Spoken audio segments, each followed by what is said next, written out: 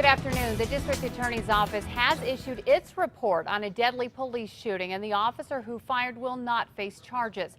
Chopper video shows how things unfolded, but there is one piece of video you won't see, the officer's helmet cam. News 13's Crystal Gutierrez is in the Newsplex with details. Yeah, Kim, in the DA report, Officer Anthony Sedler said Parrish Dennison pointed the gun at him and other officers, so that's why he opened fire, shooting him 3 times. The gun is facing towards us. We're getting a look at video from helmet cam showing officers after an armed man, Parrish Dennison, was shot and killed in March 2013.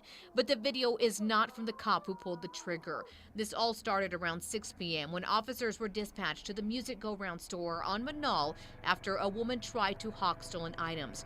According to the DA's report, police say Dennison was in the getaway car, took off running, and pointed a silver revolver at a sergeant twice. Officer Anthony Sedler was called out to the scene around 7. 4 other officers were also called out. The police helicopter spotted Dennison hiding in bushes. You can see Dennison jump up, take off running. Then there were 2 flashes. One looks like a gunshot, the other a flashbang. Then Dennison slams into a door and drops.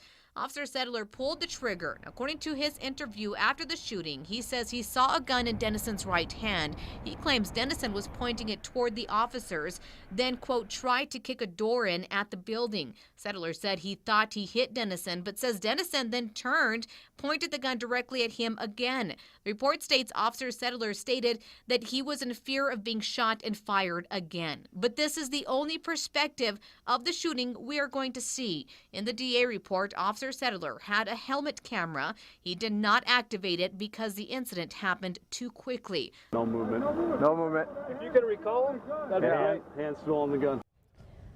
Now, we asked APD if Sedler will face any punishment for not turning on his helmet camera. They told us that matter is still under internal review. Back to you. Okay, thanks, Crystal. Now, Officer Sedler has been involved in 2 other deadly shootings, most recently the death of career criminal Jeremy Robertson at a gas station on Central and Eubank. APD doesn't think he had his camera on in that shooting either.